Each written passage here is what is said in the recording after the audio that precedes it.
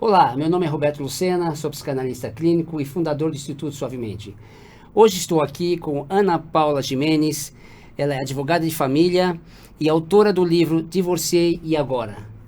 Boa tarde, Ana, tudo bem? Boa tarde, um prazer estar aqui, um prazer para vocês que estão assistindo a gente. Conversar, né, um pouquinho desse assunto tão delicado que as pessoas passam e às vezes não sabem como manejar, né? Que é o divórcio, a separação, os relacionamentos. Em primeiro lugar, muito obrigado por ter aceito o nosso convite.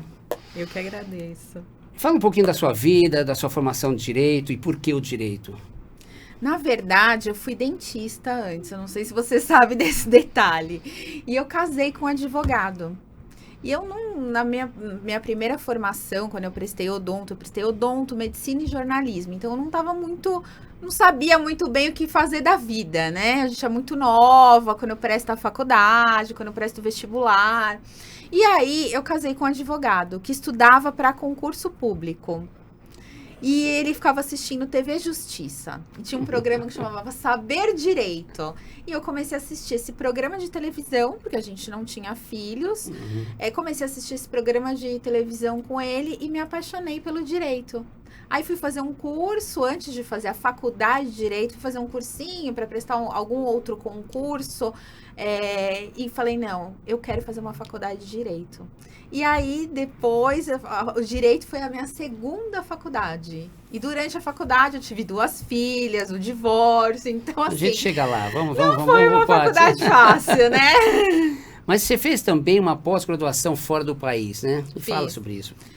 Eu faço doutorado lá em Buenos Aires, na Universidade Federal de Buenos Aires, porque desde que eu terminei a faculdade, eu quis trabalhar com direito de família. Então, eu fiz pós-graduação aqui no Brasil e fui me aprofundando cada vez mais. E eu queria fazer uma pós fora, só que como eu tinha 2 filhas pequenas, eu vi aqui na América Latina qual que era a faculdade mais bem conceituada, e era a Universidade Federal de Buenos Aires. E aí eu fui para lá. Eu falo que foi a grande virada de chave da minha carreira. Foi quando eu comecei a escrever as coautorias de livro, o livro Divorciei Agora, quando eu comecei a fazer palestra aqui no exterior. Eu tenho muita gratidão por esse momento que eu vivi, sabe? Entendi, muito bem. Antes de falarmos de números de separação no Brasil, aliás, eu acho que até não pode se falar em números pela Ordem dos Advogados, pela OAB, né? Mas gostaria, dentro dos seus casos, o que mais leva à separação?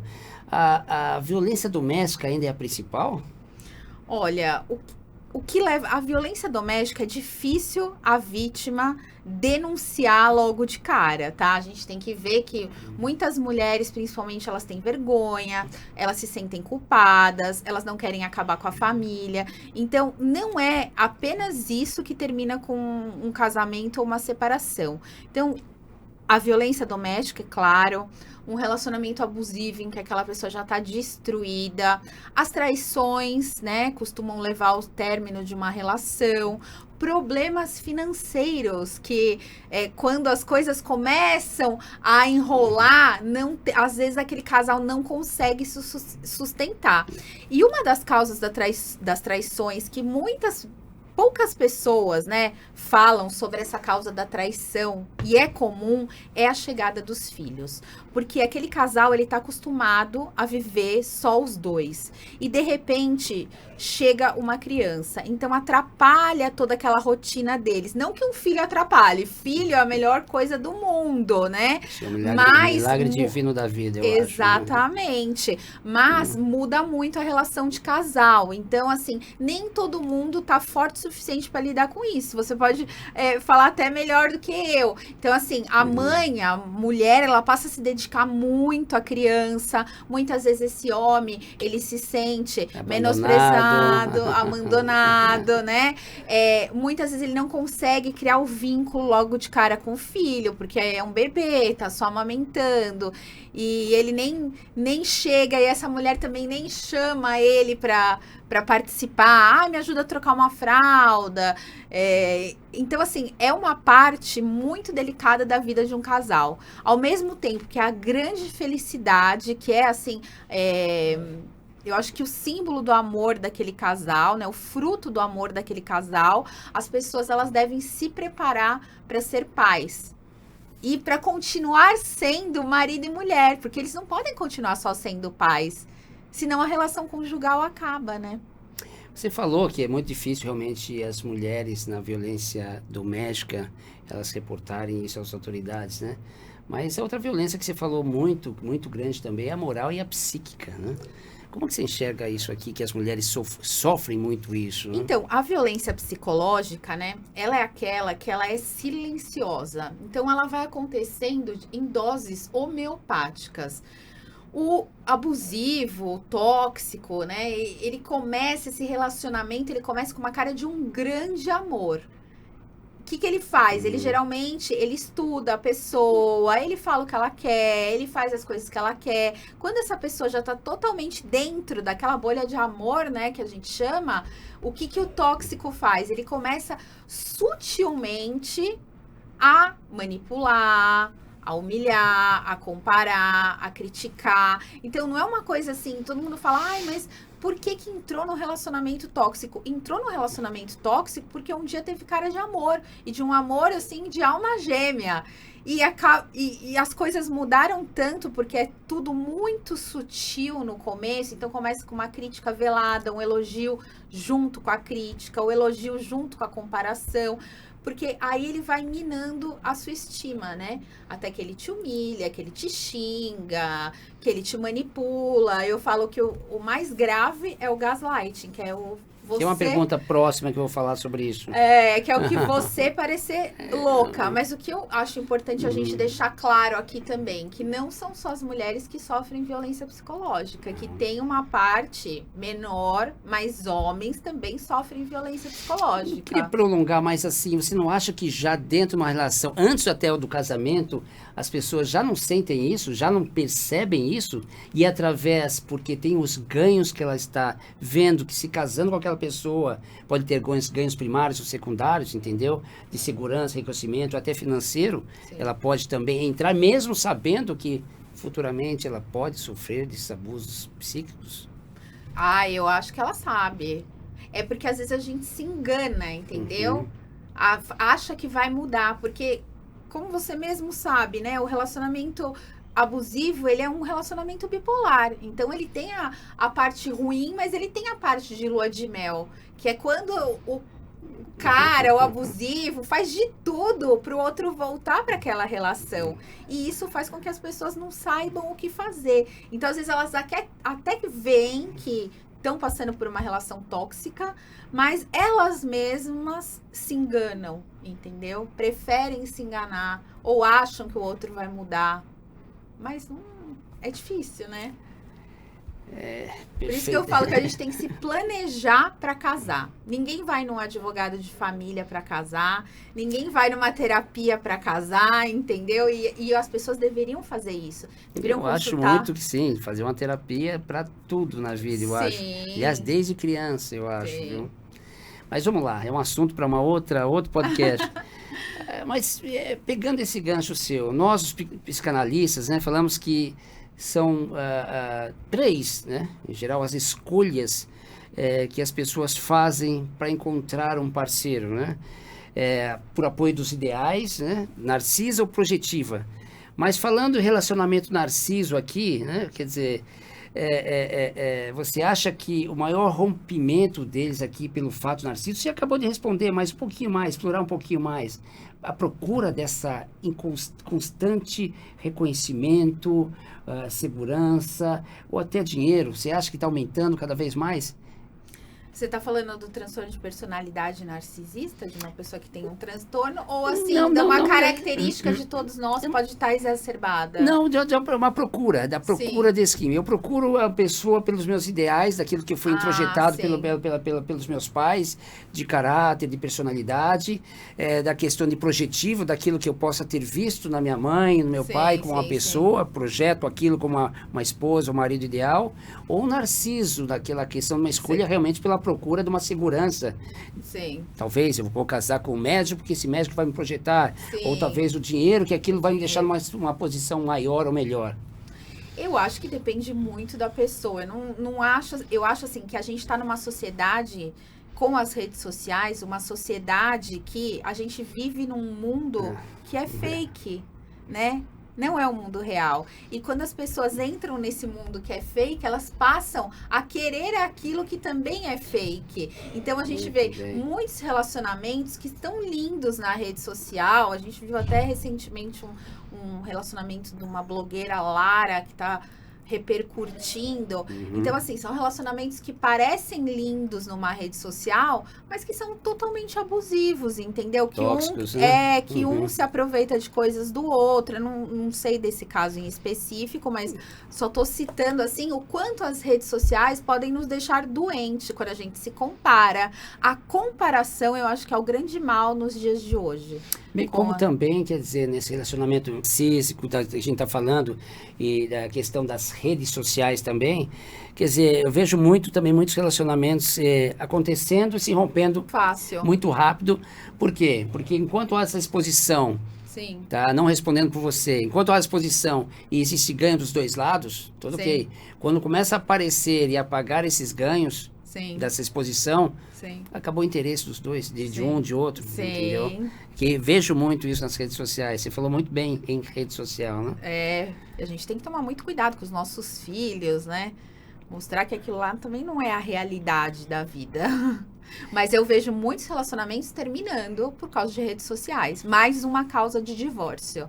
Porque as pessoas, às vezes, estão passando por uma fase ruim com o cônjuge ou com a esposa e, de repente, entram na rede social, olham a amiga, a minha amiga tá bem mais feliz que eu. Olha, o fulano tá viajando com a esposa, tá vendo o anel que ele deu, o carro que ela ganhou. E fala assim, nossa, meu casamento tá uma porcaria. Às vezes começa a conversar com outras pessoas, e aí a gente começa a traição virtual. Existe traição virtual? Essa é a pergunta, né? Tem religiosos que falam que trair é pensar, sim, numa outra pessoa é uma traição. Mas aí... Eu falo assim, o que eu coloco no meu livro, até Divorciei Agora, quando eu trato desse assunto...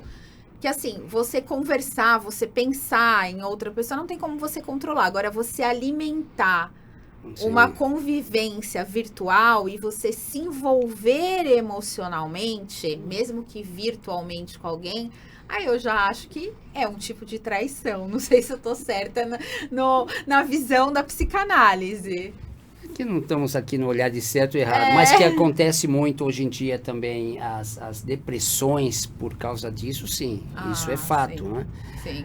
Porque ele não eu, sabe? Sim. Porque ela não eu. Sim. Porque ela está naquela posição, no barco, na lancha, ou naquela casa com piscina, naquela casa, ou naquela viagem maravilhosa, sim, e não eu, entendeu? Sim. E a pessoa começa a se deprimir, realmente não dando o valor necessário da vida do que realmente as coisas externas materiais. Mas, novamente, né? Vamos continuar aqui. O alter ego, né? Que é o alter ego? É aquele outro olhar que a gente realmente fica em cima da gente, baseado nos nossos ideais, daquilo que a gente introjetou, como eu acabei de falar, né? Você acha que a mulher sofre mais preconceito, mulher separada, né? Ela sofre mais preconceito do que o homem, né? E se sim, isso não está mudando com o empoderamento da mulher? Então, eu acho que a mulher, ela é mais julgada do que o homem. E eu vou te dar um exemplo. Uma mãe solteira, uma mãe solo, né? Que solteira até fica, eu falo que sim, não pega bem. Sim. Uma mãe solo.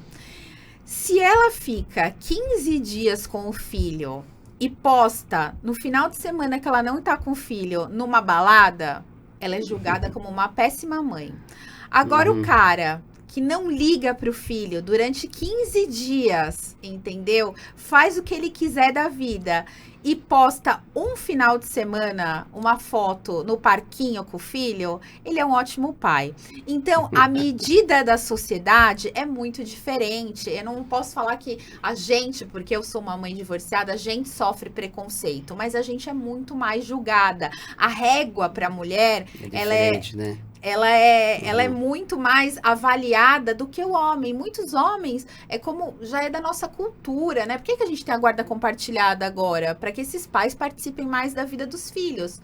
Porque senão o homem, ele tradicionalmente, como era antes com a guarda unilateral, ele voltava a ser solteiro e a mãe que se vire com o filho. E isso tá mudando, graças a Deus, né? Mas compete a nós, mulheres, também abrirmos esse espaço para que os pais participem, mesmo após o divórcio. Entendi. Agora, voltando à palavra empoderamento, né? Vocês mulheres, né? Profissionalmente, lutaram para isso, se empoderaram. Mas nos seus números, na sua experiência como advogada de família, de separação, você não acha que com isso a mulher não tomou mais à frente, as decisões foram tomadas em direção mais ao divórcio? Ela perdeu a tolerância, vamos dizer assim? Não, eu acho que não. Eu acho que, assim, a gente tem que pensar que o divórcio ele passou a ser possível em 77. Por quê? Porque antes as pessoas não podiam se divorciar, então elas acabavam vivendo, né, uniões paralelas. Só que eu acho que a sociedade, né, mudou muito de 77 para agora. Então, a mulher, ela, como você falou, empoderamento, ela saiu para o mercado de trabalho. Essa o viés da minha pergunta, né? O homem passou a ajudar mais na casa. Então, a gente não tem mais aquela relação que era hierarquizada. A gente tem uma relação horizontal. Antes os filhos não podiam opinar na família. Hoje os filhos questionam por que está acontecendo isso e aquilo. Então, assim, mudou tudo. Eu não acho que foi propriamente o empoderamento da mulher, mas a família como um todo, a estrutura da família como um todo, que mudou, que faz com que as relações hoje sejam mais líquidas. Se a gente for pensar, até 2010, você não podia se divorciar direto. Você tinha que se separar, ficar 2 anos separado de fato, ou 1 ano judicial. Hoje já pode separar direto. Hoje é direto. Então, as pessoas buscam o princípio básico do direito de família é o afeto. Então, as pessoas buscam esse afeto para ficarem juntas. E isso, só que assim... É a base do relacionamento, né? O que acontece só é que as pessoas estão se divorciando por qualquer coisa. A partir do momento que passou a ser possível o divórcio, eu não acho que só pelo empoderamento da mulher, mas eu acho que os homens também... A minha pergunta é baseada assim, a mulher talvez ela segurasse mais porque da questão financeira, entendeu? Ah, sim. Então a questão, ela ela ficava com medo porque quem era o sustento da casa, quem trazia a questão financeira para casa era o homem. E a mulher se separando, ela tinha medo. E agora, como é que eu faço, entendeu? Então ela foi pro campo, como você mesmo falou, foi pro campo do trabalho. Sim. Ela se empoderou, ela tem altos executivos, você é advogada, essa coisa toda. Quer dizer, ela olha hoje, não tem mais aquele olhar de baixo para cima. Você sabe bem como é que era isso. E hoje é assim, realmente frente a frente, entendeu? Então ela não se sujeita mais a coisas que ela sujeitava antes no passado. Sim. Para essa questão econômica que eu falo. Sim. Isso pode ser, mas o que eu acho também que a gente não pode ir para o outro extremo. O outro extremo é uma guerra de sexos, uma guerra entre homens e mulheres. Eu sou contra isso. Quando eu falo, por exemplo, de filhos de pais separados, eu sempre vou falar priorizando os filhos, sem falar se é a mulher ou o pai, porque os dois erram. Entendeu? A mulher, ela é mais vulnerável, ela tem leis que protegem mais? Tem. Mas, assim, eu sou contra essa guerra dos sexos, tá? Eu não acho que a gente tem que excluir os homens. Os homens também são importantes na nossa vida. A partir do momento que a gente consegue todos os nossos direitos, esse empoderamento, mas a gente exclui os homens como se os homens fossem ruins, como se os homens fossem maus, eu acho que aí a gente também desequilibra as relações. Então, a gente precisa caminhar também para esse equilíbrio. Tá uma sociedade meio assim, né? Essa questão. Tá mudando muitas coisas. E não tá legal, muito bacana isso, não. Porque biologicamente a gente é diferente.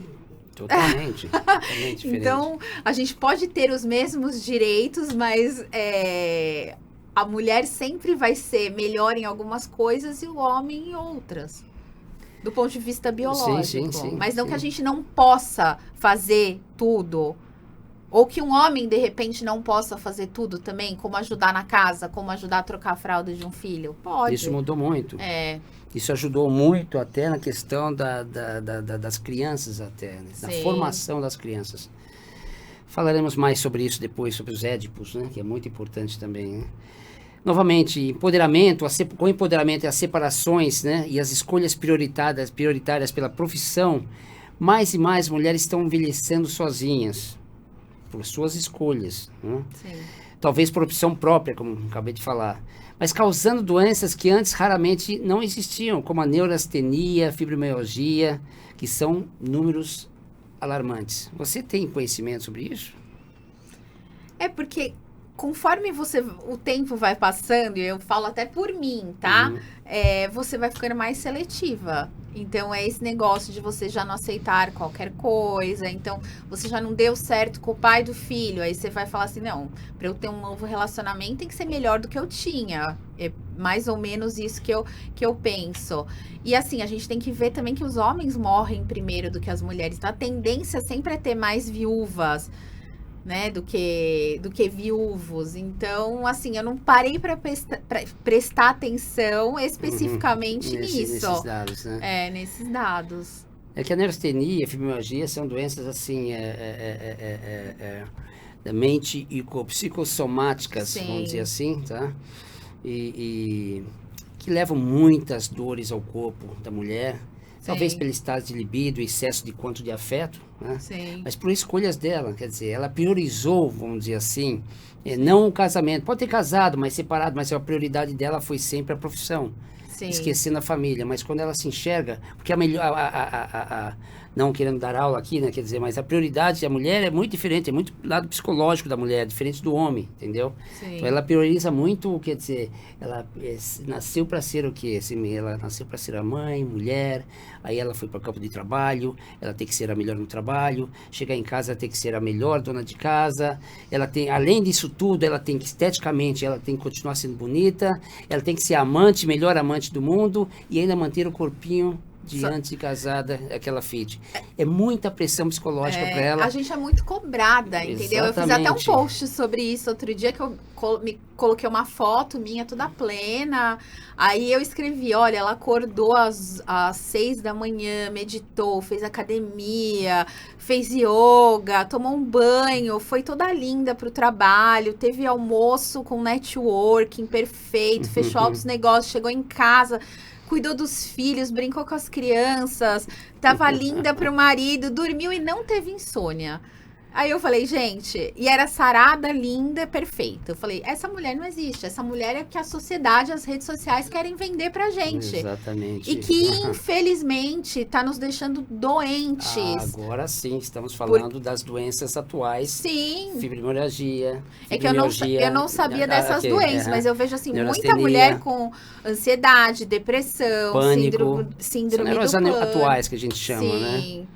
Porque é complicado. É muita pressão. E o que acontece? Aí as próprias mulheres cobram uma das outras. Então, às vezes, você tá com uma amiga e aí você não fez o Botox. E aí ela fala, nossa, por que você não fez o Botox? Por que você não faz um preenchimento? Por que você não malha mais? É muita Entendeu? pressão, né? É muita pressão. Psicossomático, vai acabar no seu corpo, na mente e corpo. Não tem como isso, né? Não. Por isso das questões da terapia, né? Sim, terapia é fundamental. Eu vi num dos seus vídeos, né, que todo casal irá entrar em luto um dia, né? Ou pela separação ou pela morte, né? Lembrando que as fases do luto vão desde a negação, raiva, negociação, depressão e, por final, a aceitação. Você não acha que existem milhares de casais que vivem felizes dentro de um relacionamento, né? Numa negociação, dando de anjo e demo, ou seja, vivendo frustrados e com culpas e deprimidos? Eu falo que todo casamento acaba. Ou pela separação ou pela morte, né? Então, um dia tudo vai acabar. E os lutos são, apesar de terem as mesmas fases, são lutos diferentes. Porque na morte, você sente aquelas saudades gostosas, que você foi até o final da vida com a pessoa. Então, você vai sentir tristeza, tudo isso. Mas é uma coisa, assim, que é uma saudade que dificilmente também você vai conseguir superar totalmente. E na separação... É muito raro chegar... Muita gente não chega à aceitação e vive sempre nessa depressão que é terrível também, mas... Mas o da separação, tem muito assim, muitas pessoas ficam presas na negação, então acham que é só uma fase, principalmente quando a pessoa vive um relacionamento tóxico. Então ela vai no meu escritório e volta milhões de vezes. Então todo ano ela aparece lá querendo se divorciar, mas nunca consegue sair dessa relação. Porque qual que é o problema? Não adianta ela consultar só o advogado. Ela precisa de um acompanhamento terapêutico. Quando eu identifico qual que é a fase do luto que o meu cliente está vivendo, eu consigo ajudá-lo melhor. Então, assim, está na fase da raiva, ele vai querer entrar com todas as ações possíveis contra o ex. Então, eu tenho que saber, e eu acho que isso faz toda a diferença para um advogado, não entrar na pilha do cliente, defender os direitos dele, mas de uma forma objetiva e inteligente. Então, assim, a gente conhecer essas fases do luto na advocacia te ajuda melhor para você fazer um acordo. É muito melhor você fazer na fase da barganha, que a pessoa está aberta. Sim, na fase da tristeza, às vezes ela acaba dando tudo pro outro e depois se arrepende. Então a gente tem que tomar muito cuidado e conhecendo essas fases do luto, a gente ajuda melhor. Mas eu fugi da pergunta. Não, a pergunta é exatamente essa mesmo, assim, você está dentro da minha pergunta, porque assim, quando você falou, quer dizer, quando a pessoa se separa, ela não consegue fazer as fases do luto, ela fica ali sempre tramitando negação, Sim. ou barganha, ou negociação, que seja, pensando que um dia ele vai voltar para ela. Sim. Ou também, no caso da morte, não sai daquela, não chega na aceitação, fica, poxa, um dia ele vai voltar, Sim. e sente culpa, de repente, entrando em outro relacionamento, achando sim. que aquela pessoa um dia vai julgá-la, não sei da onde, pelo fato que ela está tendo uma chance na vida dela. Sim. Mas a pergunta foi em cima aqui. Muita gente hoje vive dentro desse luto. E não consegue sair. O luto... Num relacionamento tóxico, Sim. mas não consegue nem para cá, porque não tem a morte, nem para lá, que não consegue separar. Sim. E vive infelizes. Completamente. Tem gente que não consegue sair da relação. Eu falo que o relacionamento é como um elástico. Então, cada um tá puxando para um lado. Muitas vezes, aquele que solta o elástico primeiro, ele vai se machucar menos. O outro que vai tomar o elástico na cara, na mão, ele vai se machucar mais. Só que quem soltou esse elástico, não é que não viveu o luto. Às vezes, ele vive o luto no próprio casamento, como você tá falando. No desgaste da relação, né? Então, eu acho que acontece muito das pessoas já viverem esse luto na relação e, assim, às vezes uma desiste e a outra fica presa. O luto, ele é necessário, eu acho, pra gente ressignificar, porque senão ficam aquelas pessoas que emendam um relacionamento do outro, nunca vivem o luto, se anestesiam com várias coisas, com remédios, com drogas, com bebida, com excesso de sexo, excesso de comida, não vivem o luto e aí as coisas complicam mais. Boa ter colocado isso, porque é transferencial isso, é projetivo. Sim. Abstinência, vamos dizer, não sexual, mas abstinência de um tempo, de uma relação para o outro, facilmente ele vai se frustrar mediante uma outra atitude daquele outro parceiro, que foi igual do outro parceiro anterior. Exatamente. Que ele não gostava, ele se frustra e começa uma nova relação tóxica de novo, os problemas recomeçam. Por isso que precisa ter essa abstinência, vamos dizer assim, de tempo, né, de espaçamento, né, para que isso possa ser minimizado, né. Sim. Vamos lá, continuando aqui. Poucas pessoas sabem o que quer dizer a palavra gaslighting, né? Do que se trata? Podemos comparar um pouco o narcisismo?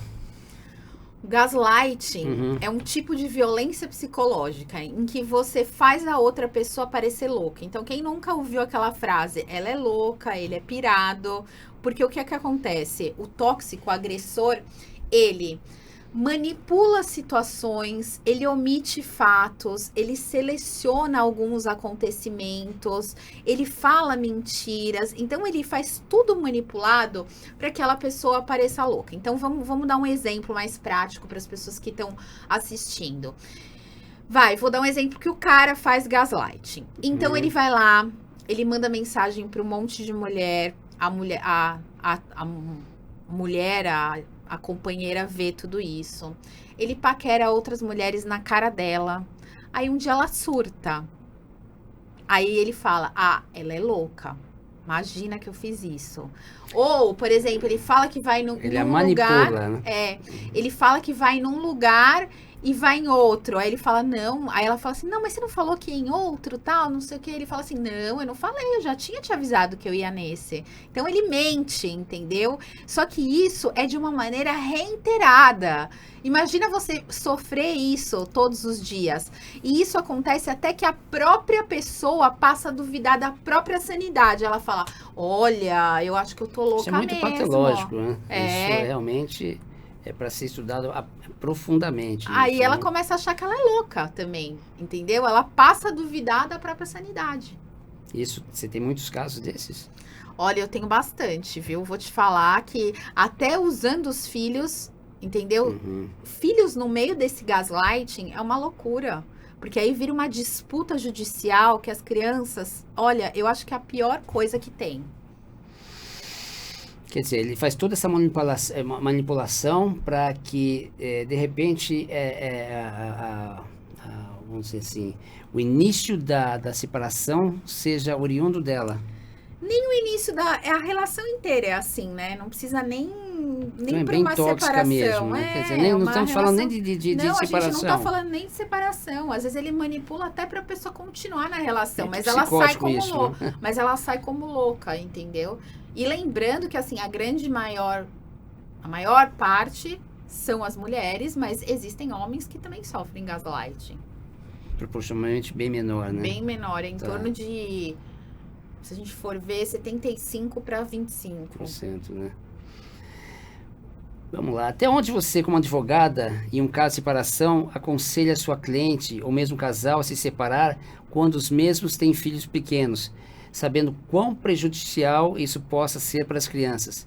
Minha pergunta é, como usar a razão distinta da emoção nesses casos? Então, sempre que chega uma pessoa com filhos pequenos, eu sempre pergunto se ela já fez terapia, se ela já tentou de tudo. Você já tentou terapia de casal? Vocês já fizeram terapia? Por quê? Porque eu vejo que as pessoas estão desistindo fácil demais, tá? Então, eu sempre pergunto se ela já tentou, ou se já tentou buscar alguma coisa, por exemplo, aconselhamento com pastor, se a pessoa é evangélica, se realmente já tentou de tudo. Porque assim, o divórcio, ele tem que ser uma exceção, não uma regra. Na primeira dificuldade, as pessoas desistirem. Por quê? Porque a gente vê na internet os relacionamentos perfeitos. Então, a gente acha que vai ser tudo perfeito. E não é, porque não somos perfeitos. Somos seres humanos vulneráveis, falíveis. E na relação, às vezes, as pessoas não conseguem lidar com isso e já querem divorciar. Então, eu sempre indico, a primeira coisa é que tente fazer dar certo, entendeu? Se realmente aquilo é insustentável e aquelas pessoas decidiram se separar, então a gente tem que fazer isso de uma maneira mais humanizada. E como?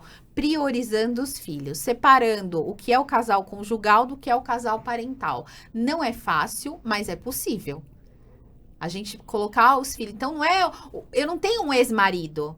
Eu tenho o pai das minhas filhas, que eu vou ter que respeitar, que me deu as duas melhores coisas que eu tenho, as minhas duas filhas, as 3, a minha profissão, as 4, a minha cachorra, entendeu? Tem que ser grata. Não deu certo, mas hoje é um amigo. Sim. E eu acho que as pessoas têm que passar a enxergar isso, tirar essas dores de casal para ter um relacionamento de paz. E não precisa ser os melhores amigos, mas ter um pouco de cordialidade, é a né? quinta parte do luto, aceitação e vida que segue dentro daquilo não que restou, né? Dentro dessa união de melhor que teve, que são seus filhos e tudo mais. E uma boa relação com o ex-marido, né? Ou com os pais dos filhos, né? Vamos dizer assim. Porque os filhos, eles sempre vão querer os pais juntos. Só que uma criança sofre mais, eu acho, num ambiente tóxico, em que tem desrespeito, agressão, traição, mentira, manipulação, do que essa criança com pais separados, mas vivendo um bom relacionamento. Respeito, né? Mas a gente tem que falar para as pessoas, para não banalizarem o divórcio, como muitas vezes acontece, que eles têm que tentar ficar juntos. E se realmente for algo insustentável, aí se divorciar. denunciar. Não tem outra maneira. E fale agora sobre as mudanças na lei, né, no caso da guarda da criança, guarda compartilhada, bem quando um dos cônjuges vai morar no exterior. E fale também sobre o mito da pensão dos 30%. Então, a regra no Brasil é a guarda compartilhada. E guarda compartilhada não é residência compartilhada, tá? Guarda é gestão da vida dos filhos. É o compartilhamento das decisões e da rotina dos filhos. Mas o ideal é que essa criança tenha um referencial, uma residência base. E como a gente pode fazer essa convivência com aquele que também é guardião, mas não reside com a criança? Então, pode fazer pernoites semanais, a cada 15 dias, finais de semana, metade das férias, né? E, além disso, pode levar, buscar na escola, almoçar, jantar, e vai dependendo muito da rotina dessa família. Mas o importante é que ambos os pais participem da vida dos filhos, mas que eu sou da corrente que acredita que uma residência base é melhor do que uma residência dupla, como uma semana em cada casa, que isso não é a guarda compartilhada, isso é a guarda alternada, e na nossa lei a gente tem a guarda compartilhada. A guarda unilateral, quando é de um só, ela vai ser uma exceção. Quando houver algum problema, tipo, não tem como o outro ter a guarda, ou o outro, eu não quero a guarda, pode ficar com você. Então, o juiz, ele sempre vai avaliar o caso, mas a regra é o compartilhamento. E a pensão alimentícia, a gente tinha esse mito, né? É 30% de quanto passa ganha. A régua, tá tudo certo. Não, né? a gente vai fazer as despesas dessa criança. Então, como que faz o cálculo dessas despesas? Pega todas as despesas individuais. Então, escola, material escolar, plano de saúde, dentista, fonoaudiólogo, natação. Depende da vida econômica dessa família, tá? Essas despesas. Mas vai pegar todas as despesas individuais do filho, vai somar com as despesas da casa, dividida pelo número de habitantes, que ali vai dar a despesa da casa em relação ao filho. Então, se moram 5 pessoas e tem um filho, é 1/5 dessa despesa da casa. Então, vai somar essas individuais com esse valor da casa e vai dar o total da despesa dos filhos. Então, por exemplo, o total deu, sei lá, R$5.000. Só que o pai ganha 10 vezes mais do que a mãe. Então, o pai vai contribuir com 10 vezes mais para o filho, entendeu? Entendi. Então, não é mais os 30%, entende? Os 30% geralmente fala assim quando vai, por exemplo, a pessoa tá desempregada, entendeu? Mas assim, são em situações muito específicas. Hoje em dia a gente faz o cálculo, porque a gente tem que ter a necessidade do filho e a possibilidade dos pais. E para calcular a necessidade dos filhos é dessa maneira: despesas individuais, despesa da casa pelo número de habitantes, da despesa do filho. E a possibilidade dos pais é quanto cada um ganha. Se um ganha 5, 10 vezes mais, vai contribuir com 5, 10 vezes mais. E é desse jeito, ambos devem contribuir para o desenvolvimento material, né? Não só emocional dos filhos. Vamos falar agora sobre gravidez, algo para mim que é tão lindo e nobre, né? O que você acha de tempo de maternidade? Que isso também é outro tabu, né? Que se fala muito também, né? Esse tempo de maternidade no Brasil de 4 a 6 meses. Tendo em vista que muitas mulheres perdem seus empregos, né, ao retornarem ao trabalho. Sim. Quando isso acontece, na verdade, né? Porque às vezes, em muitos casos também, ela ao sair, realmente já é demitida ali na hora, né? Não espera nem os 4, 6 meses para ela ser demitida, né? Mas sendo que países como os Estados Unidos, não todos os estados, porque lá nos Estados Unidos cada estado tem sua própria lei, né? Na grande maioria, são 3 meses não remunerados, né? Como você enxerga isso nos seus olhos, né? Os olhos da lei, óbvio, aqui no Brasil, e os olhos do empregador também? É uma questão difícil, né? Eu falo, depende muito para quem você está advogando. Brincadeira. Eu como mãe... Depende do que você está advogando. Eu como mãe, eu acho essencial esse vínculo inicial com os filhos. Se você amamenta uma criança... Eu amamentei quase até 1 ano minhas filhas. Então, assim, é um vínculo e é um desgaste. Amamentar é um desgaste, a mãe que vai amamentar.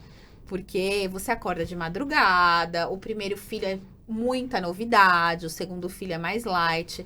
Então, eu acho que tem que continuar, assim, tendo licença maternidade remunerada, porque a mulher, ela tem que ter alguns direitos, ela não tem como trabalhar nesse período.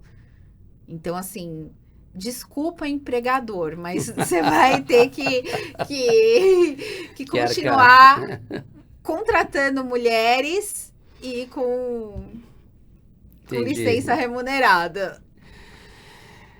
Doutora Ana Paula, e quando o cônjuge não quiser assinar a separação, qual o procedimento a ser tomado? Aproveitando a pergunta, o adultério ainda faz com que um dos cônjuges perca algum direito? Bom, né?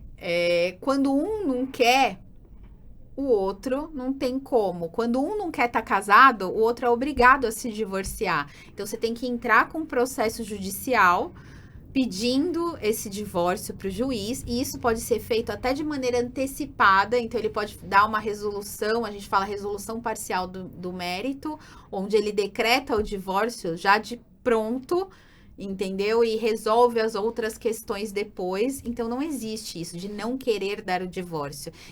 Quando o ex ou a ex não quer dar o divórcio, você entra com o processo judicial e o juiz vai te divorciar do mesmo jeito, entendeu? Não existe isso. Não vou assinar o divórcio, né? Que a gente via muito em filmes. Não, mas a gente vê muitos casos assim, mudando um pouquinho o viés da pergunta também, que as pessoas que não aceitam a separação, que a mulher quer separar porque quer tocar a vida dela de outra maneira.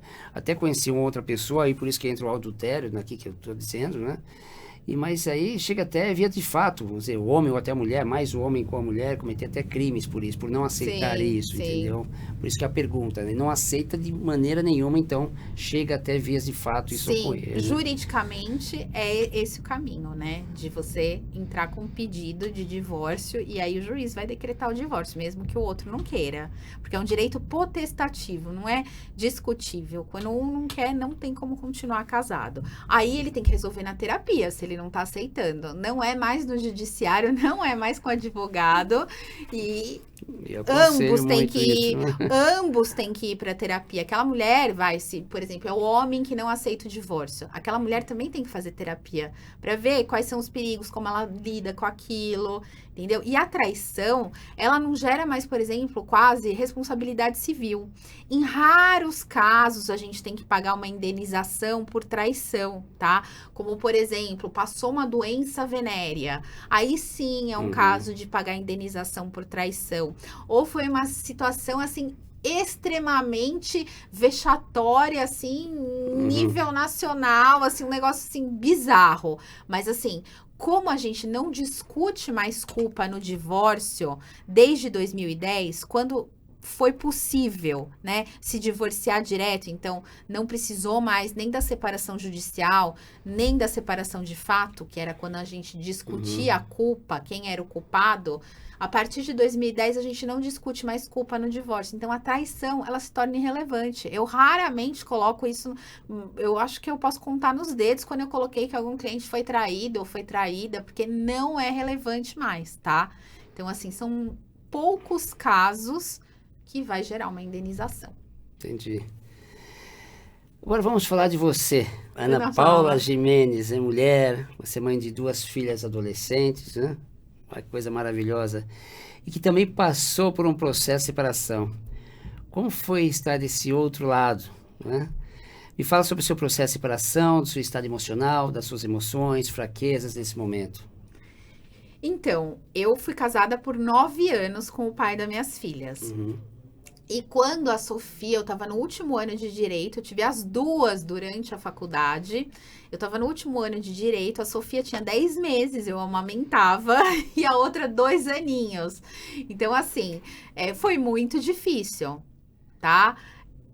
Pela situação fática, mas eu acho que emocionalmente eu já vinha percebendo que a relação não estava funcionando. Não tinha um relacionamento abusivo, o que eu acho que isso deixou... não é leve, óbvio, né? Com 2 bebês, mas assim, quando você não tem um relacionamento abusivo, que eu não tinha com ele, é mais fácil esse término. Nunca é fácil, porque imagina eu, sem trabalho, com mais de 30 anos, com 2 bebês, me formando em direito. Então, assim, foi muito difícil. Eu não conseguia emprego. Eu nunca consegui emprego. Aí eu falo, eu construí a minha carreira sozinha. Então, falei, eu vou ficar boa nisso, eu vou estudar isso, eu vou me aprofundar. E aí eu fui fazendo as coisas por mim mesmo. Fiz algumas parcerias no começo de carreira com outros advogados. E até que eu consegui, em 2018, abrir meu escritório. Mas assim, não foi fácil, né? Mas eu falo que da minha maior dor veio a minha maior cura, a minha maior superação. Porque testando as coisas na minha própria vida pessoal em relação ao divórcio, a separação, essa questão de filhos, no meu dia a dia, eu consigo ajudar as outras pessoas com muito mais facilidade, porque eu já vivi tudo aquilo, né? E eu sei o que a pessoa está sentindo, eu sei quais são as dificuldades que elas têm, até os homens, porque eu vi o que o pai delas passou, entendeu? Muitas vezes eu tive a empatia de me colocar no lugar do outro. Sim. Quando Muito eu importante. falo, parece que é simples, mas não foi simples. Foi muito difícil, porque quando você tem uma relação, então eu tô há 11 anos divorciada, então quando você tem uma relação longa, que é para sempre o pai dos seus filhos, você vai ter namorados, maridos, o que você quiser. Só que sempre aquela pessoa vai ser pai dos seus filhos. E quando você enxerga somente como pai ou como mãe dos seus filhos, tudo fica muito mais fácil. E essa é a dica que eu dou sempre para os meus clientes. Eu falo, para de enxergar como seu ex-marido ou sua ex-esposa. Começa a enxergar só como pai ou mãe dos seus filhos. Porque aí vocês focam nos filhos. E a relação de vocês acabou. E na sua própria vida, né? Exatamente. A relação de vocês acabou. O que é importante agora? Seguir uma relação de parentalidade, de parceria. Se as pessoas casadas já não concordam com algumas coisas da educação dos filhos, imagine os separados. Então, é um desafio muito maior. E o meu trabalho, ele consiste muito nisso, sabe? Em ajudar essas pessoas a levarem mais. Porque processo judicial, qualquer advogado faz, estuda e faz. Agora, você dá todo esse respaldo, todo esse apoio para o seu cliente, aí é trabalhar de uma maneira humanizada. Entendi. As mulheres, em geral, após a separação, fazem terapia? Você acredita em terapia de casal? Essa terapia de casal, os mesmos possam, você acha que os mesmos possam rever ou reverter o processo de separação? E a última pergunta, você acredita que a terapia seja um processo de ajuda mental humana? Eu acredito muito em terapia, eu faço terapia, porque você imagina, eu fico vendo a desgraça todos os dias, 24 horas, assim, as coisas que eu falo, quanto mais você vai se destacando na tua profissão, vão aparecendo coisas mais difíceis, né, de lidar. Então, assim, eu acredito na terapia, eu acho que a terapia é fundamental, como eu te falei, antes do casamento, durante o casamento, e se não der certo, depois do casamento. Mas ela é fundamental em todas as etapas da nossa vida. Eu vejo que muitos relacionamentos não deu certo porque as pessoas não se prepararam para casar. Então, é fundamental fazer uma terapia para saber se é isso mesmo que você quer, se a pessoa é aquela mesmo. Será que como que vai ser essa relação após o casamento? Porque muita gente acha que vai casar, vão acabar os problemas. É quando começam os problemas maiores, né? Porque a convivência traz isso. Mas eu acredito em terapia de casal também para restaurar essa relação, porque relação desgasta, é o dia a dia, são os problemas que aparecem, os filhos, as finanças, uma traição. E tem que resolver. Quando uma traição aparece, é uma causa do fim? Pode ser, mas nem sempre. Às vezes ela vem para mostrar que alguma coisa está errada naquele casal, e uma terapia pode ajudar aquele casal a se restaurar e eles continuarem juntos, ou lidarem com essa dor. Então, é fundamental. Maravilha. Agora, falando um pouquinho do Instituto Suavemente, é uma plataforma de ajuda mental humana, onde a gente trabalha pessoas, indivíduos, e também os funcionários dentro das empresas. Com o nosso intuito é trabalhar as questões das pessoas, que todos nós temos questões, como depressão, angústia, ansiedade, que nós fazemos o quê? O principal papel é fazer esse esvaziamento desses problemas das pessoas, para que elas tenham o quê? Ganho de energia. Com ganho de energia, elas conseguem o quê? Ter uma vida de relação com família, trabalho e sociedade muito maior. Produção melhor. Tá? Então, Ana Paula Gimenez, doutora Ana Paula Gimenez, eu quero te agradecer muito por essa entrevista. Você é uma pessoa muito inteligente. Obrigada. Espero pelo que convite. nossas pessoas, nossos espectadores, nossos seguintes aqui do nosso canal do YouTube e todas as plataformas tenham gostado. Eu adorei. Muito obrigada pelo convite. Gente, e comprem meu livro, Divorciei Agora. E falando aqui, as duas primeiras pessoas que assistirem a entrevista e fizerem um comentário da entrevista, vai receber na sua casa um livro autografado pela autora. O Divorciei Agora. Aqui, ó. Tá na tela, gente. Divorciei e agora. Muito obrigado, gente. Até a próxima. Obrigada.